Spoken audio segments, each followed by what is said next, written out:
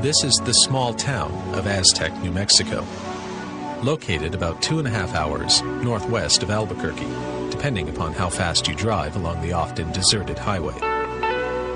It's close to the Four Corners area, that geographic landmark where the states of Utah, Arizona, Colorado, and New Mexico intersect one another. Like most places, it has a story to tell. With Aztec, however, that story goes far beyond the norm. You might even say that the Aztec story is truly out of this world.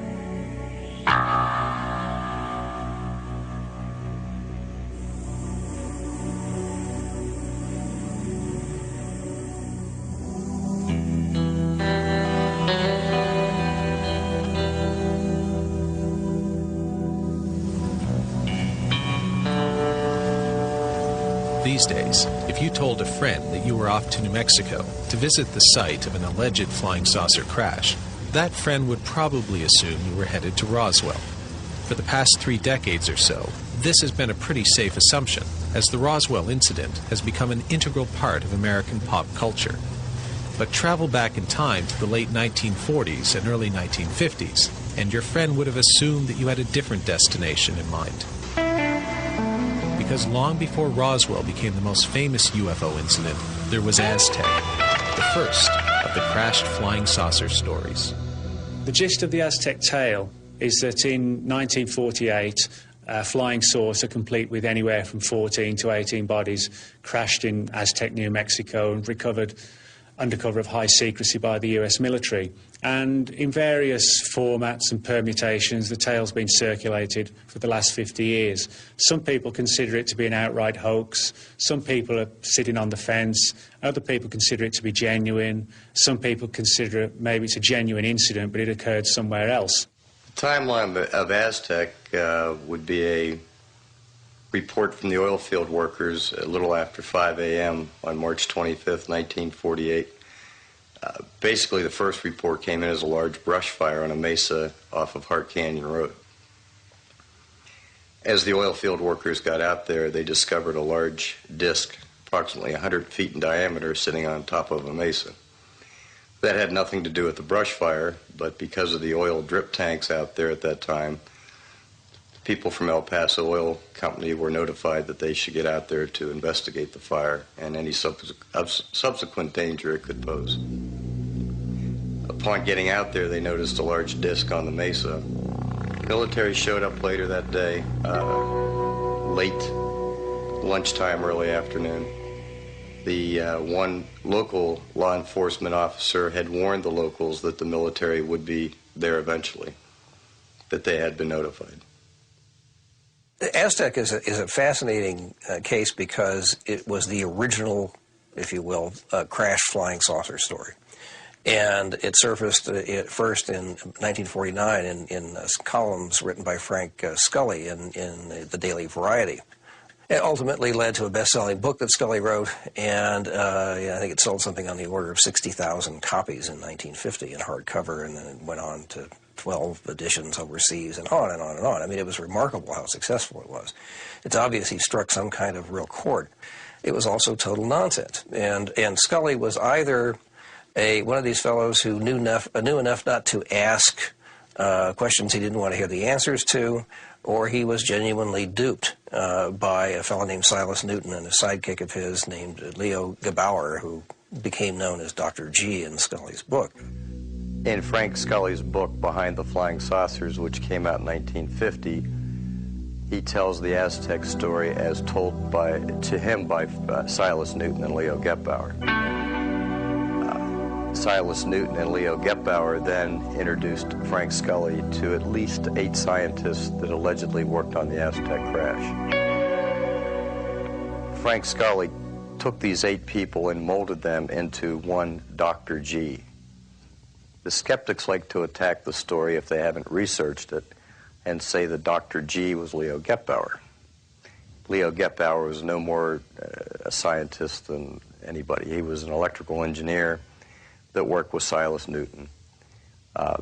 More of a glorified electrician more than electrical engineer. Frank Scully in his book plainly states that Dr. G is up to 8 scientists that worked on the recovered UFO at Aztec? Essentially, these two guys were con men who were in the process of trying to peddle a doodle bug, which is an oil and gas industry tag for a device that will find oil and gas, but of course doesn't. And in his case, it was a machine that not only found oil and gas, but gold and water and pretty much anything the Mark was interested in finding. And on top of that, Gebauer had invented something similar, which also supposedly could assess the health of a person. So this was sort of an all-in-one, do-it-all kind of thing. But what they did, which was unusual and made their little bit unique, was that they claimed that their doodle bug was better than anybody else's because it was using technology that had been taken from the flying saucer that allegedly crashed near Aztec. And therefore, obviously, it was far superior.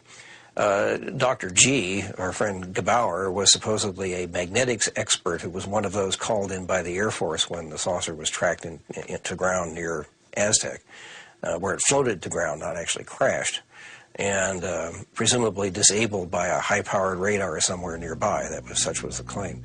Anyhow, the whole thing was a total con job. And it was quickly recognized as such and then really exposed in detail in 1952 by J.P. Kahn, who was an investigative reporter. I think he was with the San Francisco Examiner, if I'm not mistaken. And he did a 4 or 5 month investigation in detail, including managing to con the con man out of an example or a sample of the mysterious metal that the saucer was made out of. It turned out to be the sort of stuff that you made pots and pans out of, actually.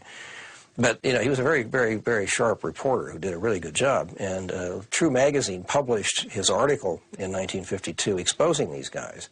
And this led to the district attorney in Denver, Colorado, prosecuting Newton and Gebauer for fraud and various other sorts of associated charges. Anyway, they were convicted in December of 1952. And basically the whole notion of crash flying saucers went away. And people who take flying saucers, UFOs, seriously for decades wouldn't touch anything like that with a 10-foot pole until Roswell came along. I think where some of the skeptics attack the Aztec story is why would 1, 2, or up to 8 scientists confide with Frank Scully? And that's an important question. But you have to look at who Frank Scully was back then. You have to look at how the media operated back then. We didn't have CNN. We didn't have national network TV. You had a very tight group of journalists, the Dorothy Kilgallons, the Walter Winchells, the Frank Scullys that, quite frankly, were the most credible people of their day in journalism. And that would probably be an automatic person that you would go to break a story like that. The other thing, if you read Frank Scully's writings, the scientists that approached him did not think that was going to be a secret for a long time. They thought that story would break within a year. They were giving Frank Scully a little advance on the Aztec incident. The first UFO-related documentary I made was a biography of legendary Roswell investigator Stanton T. Friedman. If the Aztec incident has a Friedman, that is to say, someone with respected professional credentials who has chosen to undertake a search for the truth about the UFO phenomenon, it is this man, Scott Ramsey, a successful businessman from North Carolina. Frank Scully might have broken the Aztec story, but it is Ramsey who has rescued the tale from obscurity and who has challenged, after years of research, the long-held view that the whole thing was simply a hoax. In looking at the story, that was one thing that intrigued me, was looking at the claims made back in 1950 by these 8 scientists. And one was the secret radar bases. So as we started to look into the claims that Dr. G was telling Frank Scully, and we compare to what we know now, when you go back 50-some years later and look at what we've been able to get declassified from the Air Force, the Atomic Energy Commission, somebody back then was definitely in the loop leaking good information to Frank Scully. It took us over, 50 years now of getting records declassified to back up the claims that they were making in 1950. One was the infamous radar bases, the top secret radar bases that were located in New Mexico. We went out searching for them in 1999, using topographic maps on if we were to put a radar base in New Mexico, where would we put it based on height, direction, location. And out of dumb luck, quite frankly, we found the first one near Alvarado, which is about, I guess air miles, probably 40 or 50 miles north of Los Alamos. We went to the Air Force, Maxwell Air Force Base down in Montgomery, Alabama, and asked for the records on these. At the same time, the state of New Mexico was doing a historical research on anything that had anything to do with the Cold War. So this became a perfect fit. We went down to kind of a dual purpose. They released the records, but we had a problem. The Air Force bases under the radar bases under the Air Force didn't exist till 1950. Well, we couldn't tie that to Aztec because Aztec, of course, was 1948. Looking at the records in great detail, we saw things like the first quarterly report for their capital expenditures. They needed a roof, they needed a water heater, they needed some improvements in electrical work, mainly some transformers. And we asked ourselves a question: if this base was just built, why would they be needing to requisition a water heater, a new roof on a building, and new transformers? So we went back and we did some digging, and it turned out that the radar bases were built in 1946, which we have all the historical information on those. The Air Force did acquire the bases from 1950 to 1957, but the Atomic Energy Commission requisitioned those the radar bases from 1946 until they turned them over to the Air Force in 1950. There were three. We had Continental Divide, which is out near Gallup, Alvarado, which is near Chalma, Tia Maria area, and Moriarty, which is due east of Albuquerque. That put up a perfect triangle around Kirkland Air Force Base, Sandia National Labs, and Los Alamos, which was the main purpose of those radar bases, was to protect those Atomic Energy Commission installations. Ramsey, who has done a tremendous amount of research on Aztec, he found these places. You know, if you look at the history of the Air Defense Command and the setup of the lash-up radar system, which was the beginning of our whole Continental Air Defense radar system and all of that, there were no Air Defense Command radars at those sites at the time of the alleged crash saucer incident. But he found out that there were radars there, and they were under the control of the Atomic Energy Commission. They had something to do with some sort of vague, feeble attempt to provide for defense against air attack at Los Alamos, the national lab, the bomb lab. As far as the rest of New Mexico is concerned, there just weren't any such radars. You know, they had them at White Sands. They had radars at White Sands for tracking captured V-2s that they were launching down there and other things of that sort. But those were, again, these were World War II retreads, essentially. There was nothing exotic. What kind of people did they have serving here? Because it looks like a short straw kind of gig for me. Yeah, that's what I thought when I first saw it. I thought, my God, you really had to do something wrong to get here. But boy, you look at the reports, these guys were the cream of the crop. You know, the three bases, they had some pretty impressive resumes, let's put it that way. We looked into the type of radar that they were using at these three installations, and especially Alvarado had a very, very powerful radar. It was an experimental radar for the U.S. Navy. It was a high microwave, which all radars are. They all work on some form of signal microwave. This one was extremely powerful, and we even have the manuals telling the operators the do's and don'ts if aircraft were in the area. Keeping in mind that was a restricted airspace back in those days. This is the old power generation building. They had 5 diesel generators in here. They would pump the kerosene, the diesel fuel in here through the pump station, the pump house right there. And this was backup. These radar units took a lot of electricity to run. And these were backups. You can see from the slabs here, there were 5. Then all the switch gear and all the cabling that would drop down and go over to the bunker next door. So that's the bunker over there, is it? That's the main radar. Let's go take a look at that. Sure. So this is a pretty powerful radar we're talking about. Oh, yeah. When the Air Force took it over, it became the Tia Amarilla. And then later on in life, Elvada. Yeah. Dare to go in there? Sure, let's take a look. You're not afraid of bats, are you? Well, I don't want to get bitten by one. Yep, this is it right here.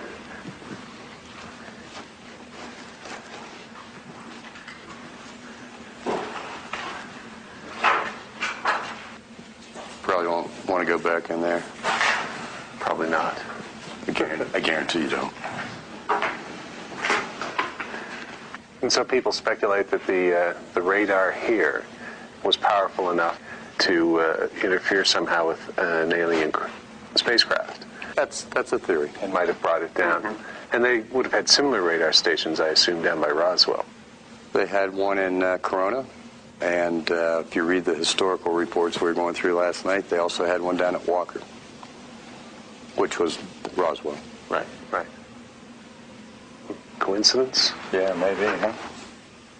If these guys came flying across millions upon millions of miles of space, if they flew from, or billions if they came from another star and a planet around another star, is it likely that they wouldn't be shielded against the kind of feeble radiation that would be coming out of our radar sets? I mean, how likely is it that they would have forgotten about that particular part of the spectrum? And then they get here and they get shot out of the sky. And people are saying, oh, they're dropping out of the skies. What is all this business? How could a sophisticated craft from far away crash? You know, we had 2 shuttles go, too. Very sophisticated craft. I think they may have run into the unexpected. It was a radar beam or all kinds of other things. Accidents happen. That's the way it is. And I think if you look at the mothership descriptions, these huge monster UFOs, if you will, which are seen to have little ones going in and out of them, one big vehicle could carry a whole bunch of these little vehicles. And if they lose one, they lose one. Okay. Explorers, Magellan didn't make it around the planet. His ship made it. He didn't make it. I think that Scott Ramsey has been a forerunner in this and has done some excellent research. When he started, there were a lot more skeptics than there are today. There were a lot of people who said they were crazy, that this was just a scam, there was nothing to it.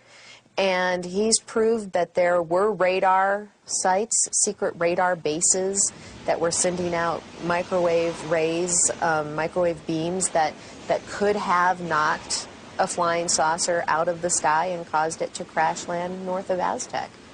And he's proved that fact. So that gives it a little bit more of a validity to me, that there's some truth to these theories when you start getting the government documents in your hand. Another intriguing fact is that the FBI file on Leo Jabauer, which has been declassified, the entire file runs for 400 pages, of which only 200 have been declassified. And many of the documents contained within the withheld material are classified for reasons affecting national security and the defence of the USA. Now, it's one thing for someone to be arrested and convicted for scams and cons and things like this, but it's a big leap for someone to be a con artist, then to find that the FBI considers them a threat to national security. And so this sort of begs the question, do the withheld documents contain far more on the Aztec case than has been published and put into the public domain by the FBI? I think the fact that those files are still classified might be the result of 2 quite different things. One is that they really were involved in some stuff and had some information that for whatever reason they agreed not to talk about, but the FBI pressured them and so forth.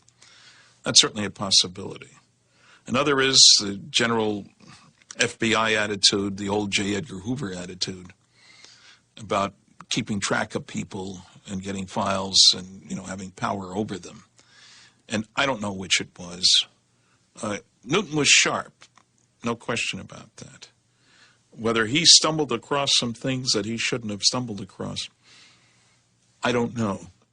A number of FBI documents make it very clear that the FBI and the Air Force at the time were following Newton and Jabauer very, very closely and were literally listening on their every word, were going out to conferences and lectures that both men were speaking at and wanting to know what the truth was behind the Aztec case. Was it a genuine incident, or was it simply a concoction of these two enterprising con men? It's possible there's something in there that would bear on this and give us some answers, and maybe they would prefer, for reasons which may or may not be legitimate, to keep that quiet.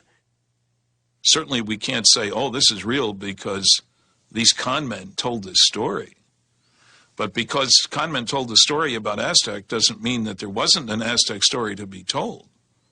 A genuine one, a legitimate one. You have to be real careful about this guilt by association, or genuineness by association for that matter. Con men, government cover-ups, conflicting stories. If there was a theme song for the investigation of the UFO phenomenon, it might well be the Beatles' The Long and Winding Road.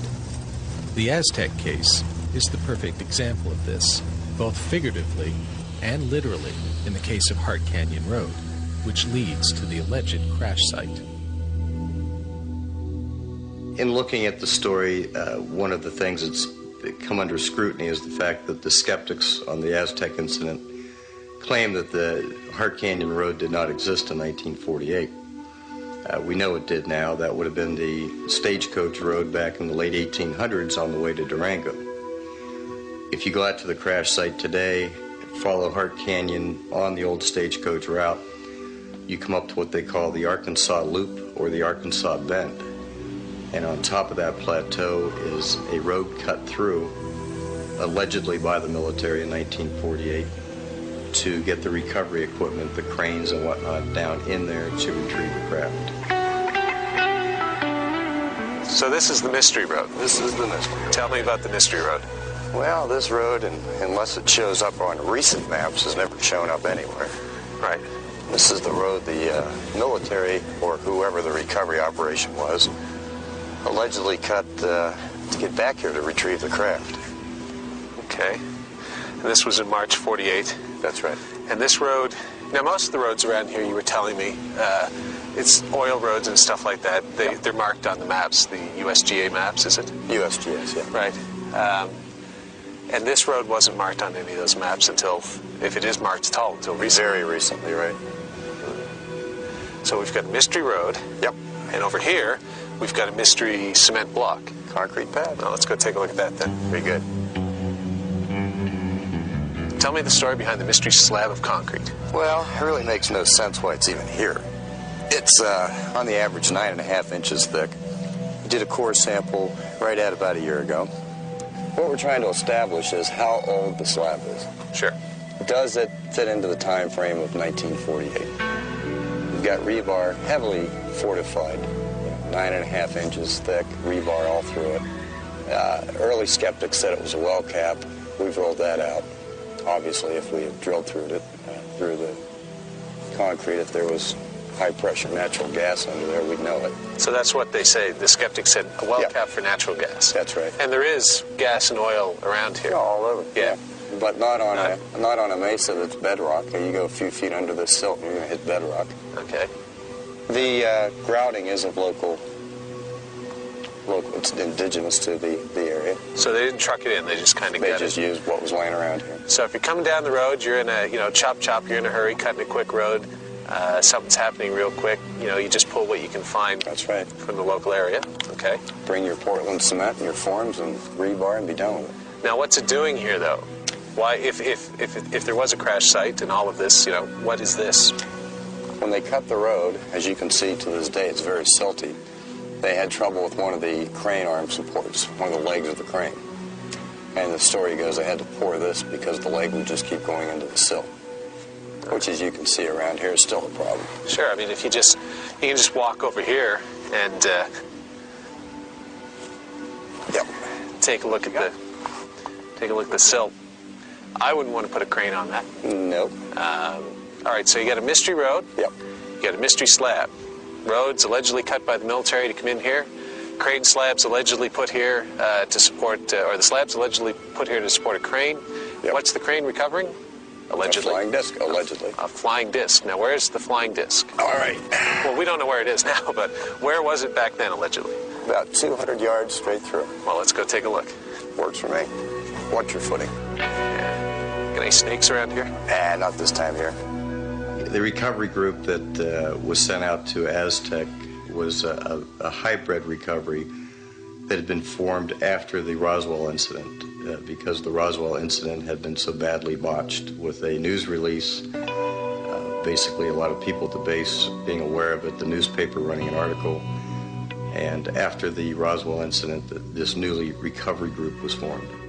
This would have been a very, very elite group, so they would never have another Roswell incident where they had some young guys at a base, even though the 509th was a top-notch base with top-notch people. It was 8 months later, Roswell kind of got botched, the news release, the press release. And the old-timer I talked to that was in air intelligence said that we were dealing with a much more mature crowd back then, late 30s, early 40s, so they would never have the... They'd never have another Roswell. Yeah, press releases going out, young PR officers and that sort of thing. Right. This was one of the best recoveries they had done to date. I think Aztec is certainly part of the cover-up. I think after Roswell, they got much better at covering things up, making sure that they monitored flights of vehicles so that they would get there first, remembering that New Mexico is not highly populated. I mean, today it's less than maybe 2 million people in the 5th largest state, mind you. I think that the government made it a strong policy. They set up MJ-12, and they put the clamps on. And part of the keeping secrets is to lie and misrepresent and misdirect. That's standard practice. You know, again, New Mexico, when the first atom bomb was exploded, July 16th, 1945, it was seen from 100 miles away. It was a pretty big bang. There were articles in the newspaper. Ammunition dump blows up. Nobody injured, fortunately. I've got some of those articles. They got good at covering things up.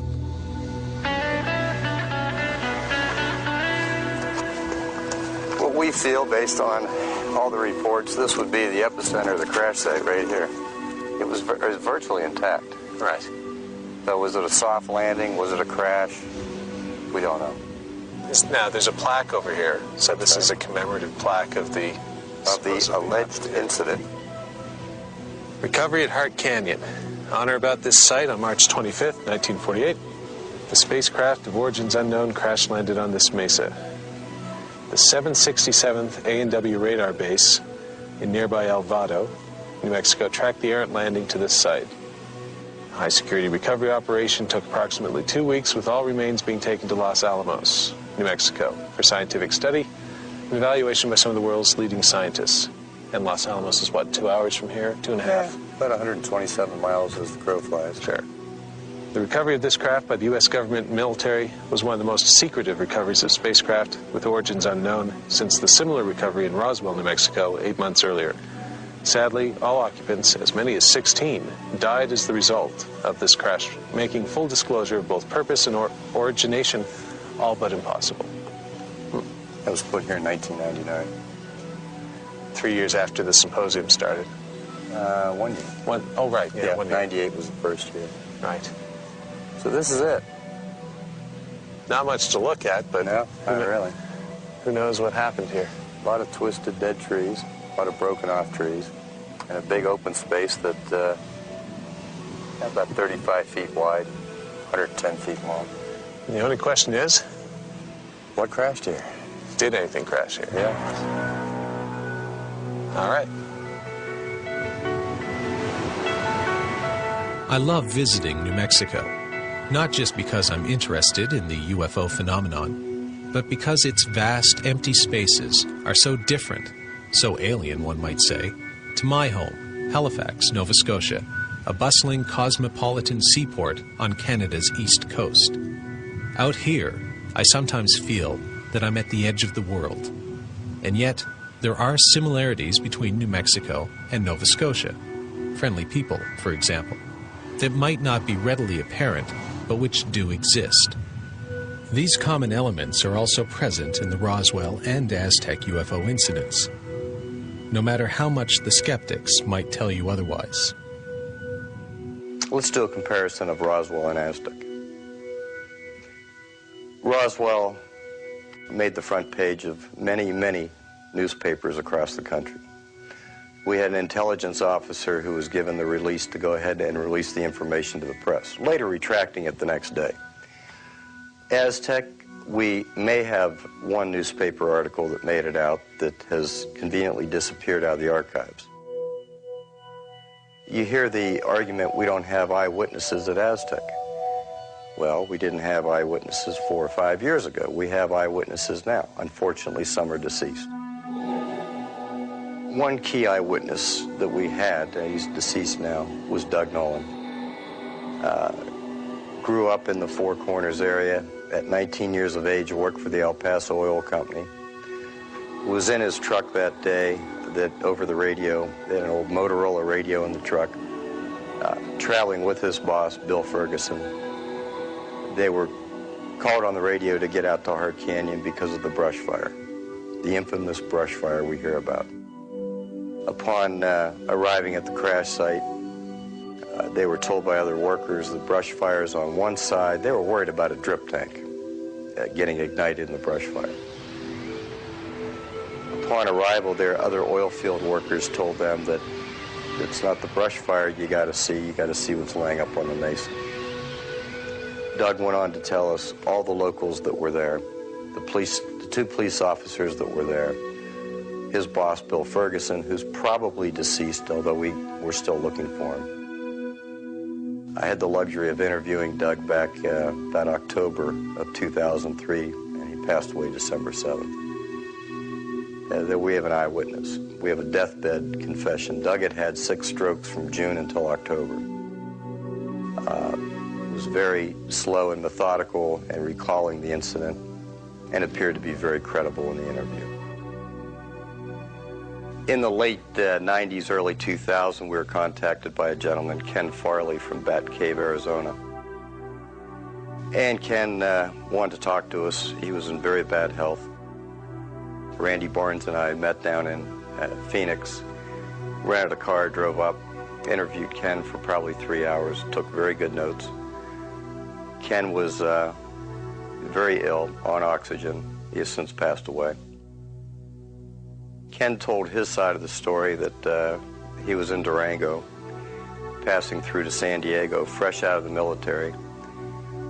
Met a friend in Cedar Hill, a drop-off point where he was to pick him up and keep traveling to San Diego. His friend told him there was a lot of commotion going on out on Hart Canyon Road, and they thought an aircraft had gone down. Ken and his friend got to the crash site and walked out to the western side of where the disc was. And at that point, a group of people from Aztec, the oil field people, 2 law enforcement officers showed up, who were already actually at the scene. And we found Ken's story believable, but we had a hard time digesting the 2 police officers. We figured today if you were out there and you called 911, you'd be lucky to get one in a reasonable time frame. No disrespect to the local law enforcement, but it's out in the middle of nowhere. And the fact that there's 2 police officers out there, we had a little bit of a problem with. We didn't write off his interview. We kind of parked it over in the holding pen until we got more eyewitnesses. And then in 2003, we contacted Doug Nolan, who had contacted Bill Steinman. It was one of the leftover leads Bill never got to after the book was published. Doug told an interesting story, which was very believable, backed up with names of other local residents. But about 3/4 of the way through the interview, he mentions the other police officer. And I stopped Doug and I said, "What other police officer?" He said, "Well, we had the local police officer and then another gentleman, young guy." Well, Doug was 19 at the time and said that police officer was about his age, slightly older. That police officer didn't seem to intermingle with the locals. So Doug went over and talked to him, and he said he was from the town of Cuba, New Mexico, which is southeast of Aztec. That police officer claimed he had followed the craft that night up what is now 550, the old Highway 44. We dug into the details as best. Doug, again, was dying. He had had 6 strokes since past June. Doug also said he was going through who was at the crash site that day. Could remember all but 2 people because he didn't know who they were. And I asked him who, and he said 2 young guys, maybe 3 that stood at the western side of the crash site. At that point, that tied in Ken Farley's story, also backing up his claim about the 2 police officers. So we had stories that were now starting to connect with witnesses. In the winter of 2002, I was contacted by Glenn Pace. Glenn Pace was born and raised in the Farmington area. Subsequently, he was interviewed extensively by Linda Moulton Howe. Told a very interesting story as a young man delivering papers a day or 2 after the Aztec crash. Back then, the local paper was called The Hustler. Since then, it's now the Farmington Daily Times. Glenn recalls delivering papers with an article on the cover of The Hustler referring to ranchers find disc on ranch in Hart Canyon Road. At that time, that is one of a few years of The Hustler, there is no archived microfiche on. Years later, Glenn Pace was working down at White Sands Missile Range, now White Sands Proving Ground, and worked with Otto Kraus, who was a very well-known scientist of his day, passed away in the early 90s. And Otto Kraus asked him where he was from, and when Glenn said the Farmington area, night after night of working out on the test range, they got to know each other pretty well. And Otto said that he was somehow involved in the Aztec UFO recovery. And doing research and looking into Otto Kraus's background, I believe he would have been somebody you would have included in that. He was a very brilliant man of his day. Otto made reference to Glenn that the Aztec recovery was one of the best ones the military had done. Again, using words close to, we didn't botch it like we did in Roswell. March 27th of 1999, I was contacted indirectly by Fred Reed. He had contacted the Daily Times and the Aztec Public Library and sent a very nice letter. He had attended the 97 symposium. And I subsequently sat down on the phone and talked to Fred for quite a long time. In 1948, he worked for the OSS, predecessor to the CIA.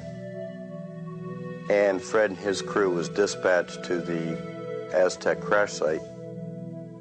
After the crash was removed, matter of fact, there was no discussion of a UFO or a flying disc. They were told to go out and do a final cleanup of the site and to absolutely map and survey with great precision the entire area. And when talking to Fred, I asked Fred, well, what were your thoughts? What did you think when you and your crew got here? And he said, actually, we thought a plane had crashed, which would make sense with all the air traffic over the state of New Mexico military at that time.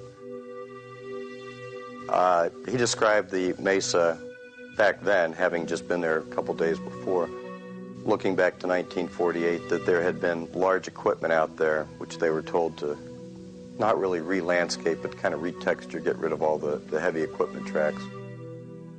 Clean up anything left behind, K-ration cans, whatnot, which, by the way, later we did find some 18 inches down in the soil.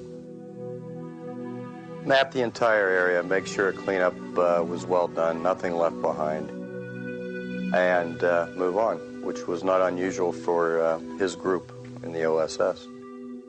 Years later, Fred was talking to some senior officers on what happened out at Aztec, and it was eluded that it was a rather large flying disc. They never came out and said that. It was a gentleman he befriended that was senior to him. But interesting, that's they were actually sent out to do a cleanup, and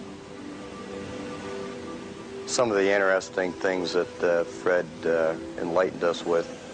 We've always had a question of the cut-in road, the mystery road, and the concrete slab and Fred said in 1948 it was quite evident that that was a fresh cut road. And the concrete slab, which again was used to aid a crane leg, support leg, to get some object off the mesa. Fred and I made a date to sit down and have lunch and go over his service records and kind of go into the story a little bit more. And unfortunately, he died of a massive heart attack about a month later. He died in March of that year. April of that year. A lot of skeptical people will come up to me and others and say things like, well, you know, do you really think that the government or any government could hide something as monumental as aliens for 50 years? You know, you give them too much credit. They're not that good. Our governments are not that smart. They can't keep a secret. You hear this all the time. I think that's utter nonsense. I think to ask this question betrays a real lack of understanding about how secrecy operates. For instance, to answer the question, can such a secret be kept? The true answer is yes and no. It's really both. It is yes, first of all, in the sense that secrecy protocols within the military in particular are extreme. Penalties are extreme. You sign away your constitutional rights in many cases when you are exposed to very, very sensitive classified information. And in many cases, this is binding for life. So it's not that easy to go talking about what you've experienced. But the answer, in a sense, is no, in the sense that leaks do occur. Leaks have always occurred regarding UFOs, right from the late 40s right on through to the present day. Stuff gets out. That is true.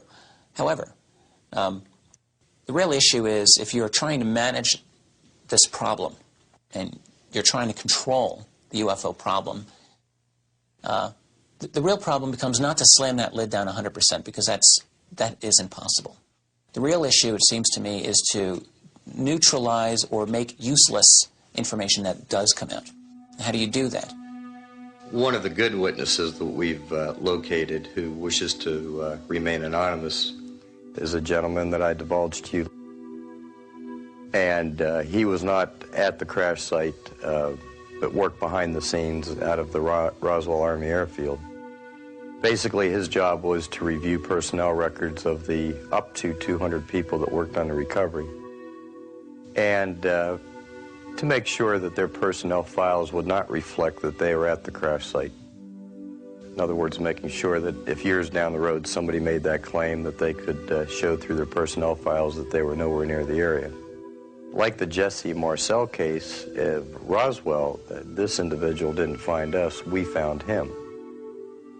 Apparently, a lot of the UFO reports that were not going to Blue Book, that were going to this Air Force intel, were going to him.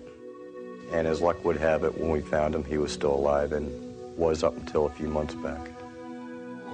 The skeptics maintain that this is all hooey, that you could never keep a flying saucer crash secret, that someone, whether on the recovery team or a civilian witness, would talk about something as big as Roswell or Aztec. But would they? And if they tried, who would really be listening? One of the most intriguing ones I investigated occurred in early 1964 and involved the recovery of a small triangular-shaped object from a Midlands forest. And in this particular case, I tracked down various witnesses who recalled seeing military cordons and police cordons turning people away from the area. One witness who stood out more than any other literally stumbled upon the recovery scene of this object, which was being loaded aboard a military transport vehicle. And he was treated quite roughly by the military, had his camera and film confiscated, and was warned not to talk about this incident. This was February 1964, and he spoke to me in September 1996. And when myself and a colleague went to interview him, he'd had this, just before we arrived, he'd had this rather bizarre and kind of threatening telephone call from the Ministry of Defence, ordering him, as a civilian, not to talk to us about this particular case. And it did put him off speaking. He was quite frightened by it all. And, of course, we hear accounts like this very often within the UFO subject, and you need to investigate each one on its own merit. What we did, through various checks and things like this, we were able to determine that he had indeed received a telephone call from the Ministry of Defence, one specific branch called the Ministry of Defence Guard Service. Now, this man is now in his 70s, and he's just a retired washing machine repairer, living on his own in a small apartment, and he gets a phone call from the Ministry of Defence Police at 9 o'clock in the morning, warning him not to talk about an incident that he was involved in 40 years previously. Unfortunately, we were able to verify the incoming details of this telephone call to confirm that he did receive it. And so this kind of begs the question, what kind of incident could be of paramount importance to the British Ministry of Defence that 40 years after it occurred, someone is still keeping watch on the people who are involved in the case, to the extent that they're being told not to talk to civilian UFO researchers. And the fact that we arranged the interview by telephone, then that sort of brings up all sort of other scenarios about telephone monitoring operations to keep this story under wraps. And as sceptical as I was when I first got into the subject, even for me now, you know, I've had events and occurrences like this happen so many times that, you know, I believe there is a concerted effort on the part of a covert organisation buried incredibly well within the intelligence community to keep watch on the more sensitive and sensational aspects of the UFO subject. I think there really was a crash there. I think that Scott has gathered a lot of witnesses. I think we've got more to find. And of course, we're racing the undertaker and losing the race most of the time. Several important witnesses have died within the past year. I personally think that New Mexico would have been a prime target for any alien visitors. I mean, I make one assumption about all civilizations out there, as well as here for that matter, that they're concerned about their own survival and security. That seems to be a natural part of the development of any advanced civilization. Okay, that being the case, you have to keep tabs on the primitives in the neighborhood. But only close tabs, frequent visitations, detailed investigations, when they show signs of being able to bother you. At the end of World War II, there were 3 signs that soon these idiot earthlings, this primitive society whose major activity is tribal warfare, we don't look far to see that it's still that way, we don't need to look far for that, would be moving out. Soon meaning 100 years, which on a cosmic timescale is nothing. The 3 signs were clearly nuclear weapons. You measure the radiation in the atmosphere, it's easy to find. V-2 rockets, which obviously weren't being used to carry mail back and forth between Germany and England, and powerful electronics, radar systems in particular, which suddenly appeared on this planet. Used to be AM radio, which sticks around the planet, and now suddenly you've got radar beams that go outside. We're obviously moving along with development of electronic systems. I don't think it's any coincidence at all that the only place on the planet where you could check out all 3 of these technologies in 1947 and 48 was southeastern New Mexico. That's where the first atom bomb was tested, Trinity site on Alamogordo Army Airfield, White Sands Proving Ground, if you want to call it that.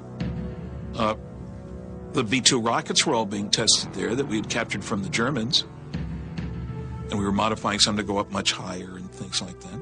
And that's where we had our best radar, to track the rockets, which sometimes went south instead of north, even though they were supposed to go north. I would be flabbergasted if aliens weren't checking out the place. So, New Mexico would have been a natural place for aliens to visit. But Roswell and Aztec remain controversial at best. Is there a related UFO incident that even the skeptics can accept as real? As it happens, there is, and it occurred just a few miles from Aztec in Farmington, New Mexico. The Farmington Armada case is a classic in ufology.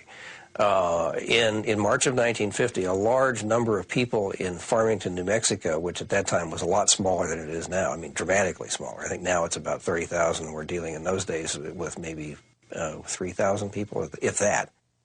In any case, what they saw were literally hundreds of objects circling in the sky and zooming back and forth in formation, and most people describing them as being shaped like dinner plates, classic flying saucers, including one that was bright red. All the others were silvery.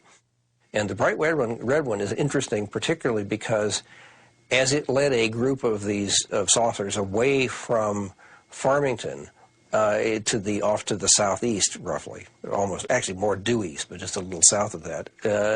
A few minutes later, before any of this could hit the news wires or be on the radio anywhere, in Las Vegas, New Mexico, a group of postal workers were outside taking a break or something and looked up and saw a group of saucers whizzing over, and one of them was bright red. I think these people actually did see, indeed, who knows, was this a rendezvous point? Were they all dropping down from the mothership and then heading out to the 4 points of the compass, or what they were doing? I don't know. But I think they really did see something quite real. The Farmington Armada, which involved lots of people seeing lots of stuff up there, lots of vehicles, if you will. Half the town, I guess, saw these things. Dr. James E. McDonald did a detailed investigation, found loads of people who'd seen things. Maybe that was the gathering place. I don't know. Four Corners area there? Who knows why they were there? I mean, who knows why people picnic in a certain area? I don't know. And it may be a staging area. Okay, you guys check out the nuclear weapon sites over there. And remember, pretty soon we were building testing nuclear weapons in Nevada, which is the other way from Farmington toward Roswell in the other direction. They had a great gathering laying out their plans for further reconnaissance. And it was taken seriously by the Farmington Daily Times, as you can see by this headline, which ran on Saturday, March 18th of 1950, Huge Saucer Armada Jolts Farmington. There were several witnesses to the event, and Lincoln O'Brien, the publisher of the paper, actually sent a telegram by Western Union to Ken Purdy of the True magazine. Whole city, Farmington, New Mexico, where we own daily, sees large forest flying saucers. Airmailing you full reports. Story terrific, not fully developed. If you want to send man to Farmington, we will assist him in every way. So it was taken seriously at that time, and I think that was probably because there had been so many connections to UFOs in the late 1940s and early 1950s. And there are some people who believe that this saucer armada was actually connected to the crash at Roswell and at Aztec. We had the crash at Roswell in 47, the crash in Aztec in 48, and then the flyover in 1950. And several people believe that the saucers flew over in formation as a salute to their fallen comrades, because it did happen in March, the same month that the Aztec crash was reported to have happened. So, crash site here, we've already been up there. Saucers came in which direction allegedly? The story says from that direction, over Bloomfield, Blanco. Right. Came right through this tree line right here where all the trees are damaged and twisted. Came to rest right in here. Down in here. So there it is. The Aztec UFO incident, the first of the crashed flying saucer tales. But is it a fraud perpetrated by a couple of clever con men on an unwitting journalist? Or is it part of the greatest of all government conspiracies? The truth, as so often seems to be the case in the UFO field, remains a mystery. It is up to you to judge the evidence. I'll give the final word, however, to Scott Ramsey, the man most responsible for bringing that evidence to light once again. In concluding with the Aztec incident, you have to look at, I think we certainly have, look at the original story, look at what the skeptics have to say, take the original information that Scully published in 1950, which we've done, and then digest it from there. And I think we've proved beyond a shadow of a doubt that somebody with incredibly good insider information was telling Frank Scully a story. We've got a lot more research to do on the Aztec incident, there's no doubt. If our research shows that Aztec was a tall story that got out of control, we'll be the first ones to come forward and say that. But until then, it's an open case, it's an open mystery, and we're going to keep going on it.